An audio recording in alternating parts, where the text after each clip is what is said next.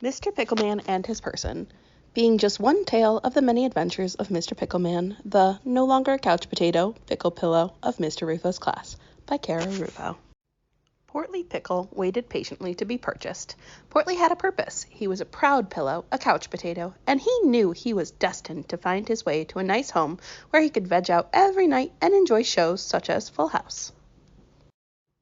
Or perhaps he'd gain knowledge through the nightly Jeopardy or Wheel of Fortune. Or maybe he decided, as he was plucked from the shelf, he might get to learn more about MTV. Portly found himself perplexed to be unwrapped by someone who wouldn't be watching much TV for a while.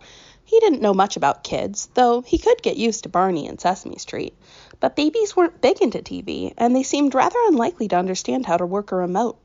The baby looked at Portly. Portly looked at the baby. The baby grabbed Portly's hand and shoved it in her mouth, and Portly felt his stuffing melt. As the baby grew, Portly got a new name, a new home, and many new friends.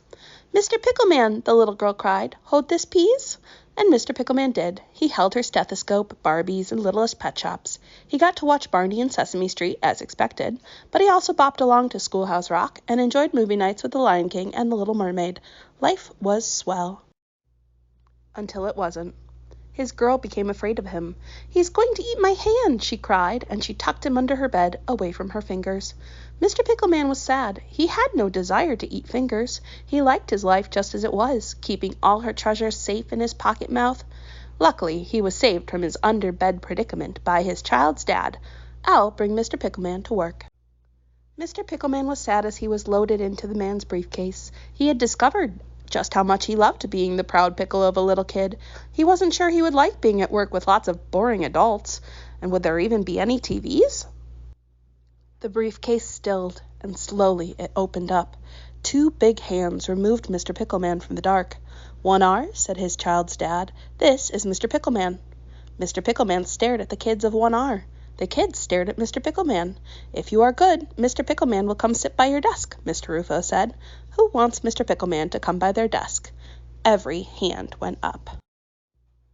Mr. Pickleman's new job in 1 R wasn't to hold remotes or toys. He ate chalk, and the kids came to take it back to write on the board. When the kids won at math basketball, they got to give Mr. Pickleman a high five. And when the students of Mr. Ruffo's first grade classroom at Longwood were chosen as Longwood leaders, Mr. Ruffo sent Mr. Pickleman home with them for the weekend. Mr. Pickleman traveled to many homes. He pretended to eat with his many new friends at their dinner tables, and he watched movies with them, and at night he got to stay snug in their beds with them, and Mr. Pickleman was happy. But sometimes he still missed his girl, his long-ago girl. He wanted to show her he wasn't scary, and let her know he missed her still. As the years went by, Mr. Pickleman got some lumps. He took some bumps, and his eyes weren't what they used to be. His mouth started to droop, and he was starting to lose his stuffing. But Mr. Ruffo's class still loved him. They loved him so much that they found him a new friend. "I'm Sweet Potato Sue," said Sweet Potato Sue. "I'm in love," said Mr. Pickleman. And so they were married, and Sue helped Pickleman with his many duties in the classroom. But Mr. Pickleman was really looking poorly. "I know someone who can fix you up," Mr. Ruffo said tearfully. Mr. Pickleman was a bit nervous. He'd never been fixed up before. What would happen? Would it hurt? Would he lose more stuffing? Mr. Ruffo dropped him off with a strangely familiar grown-up stranger. She had dark hair and light eyes like Mr. Ruffo, and the same smile, and much longer hair than Mr. Ruffo. Much longer than he remembered it being the last time he saw her. It was his girl. "Hello, old friend," she said. She stitched up the side of his mouth and added more stuffing before fixing up the rip in his side, and she cut a little circle to fix his eye. She brought out a soft yellow fabric the same color as his arm. "Let's get this measured up," she said. Then she used a sewing machine to make him a brand new arm. "It isn't quite perfect, but that should work," she said with a smile. Mr. Pickleman slowly moved his new arm, missing no more, and so soft. His girl smiled and said, "I have a special gift for you and Dad and the rest of Dad's classroom." She reached over to grab something from her couch. "This is Mr. Pickle Monkey. I made him to match you." She showed him a shy sock monkey. He had Mr. Pickleman's distinguished red, yellow, and green colors. He even had his silly eyes. Mr. Pickleman loved him. He couldn't wait to see how the kids in Mr. Ruffo's class would react when they saw him. He couldn't wait to see Mr. Ruffo to show off his new arm and fixed-up face and his brand-new friend. As he jumped back into Mr. Ruffo's arms, he realized how much he loved his friend, his teacher, his person. As Mr. Ruffo's daughter drove away, Mr. Pickleman didn't feel sad. He felt so happy to be surrounded by his family. Hello, readers.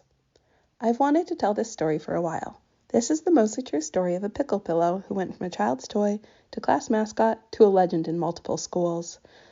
When his sisters became teachers, my dad gave them their own Mr. Pickleman for their classroom, Senor Pickleman in my aunt's dual language classroom, and my brother got his for graduation last year as he began his teaching journey. Last Christmas, it was my turn. My first classroom Pickleman was introduced to my toddlers last month, and their fascination and adoration of this strange pickle creature proved that it was well past time to tell Mr. Pickleman's origin story. But this book is for you, Dad, for your ability to create community and connections in your classroom, for your creativity and confidence. Having gone to Longwood myself, I hope fellow Longwood Lions will see their school and classroom memories reflected there.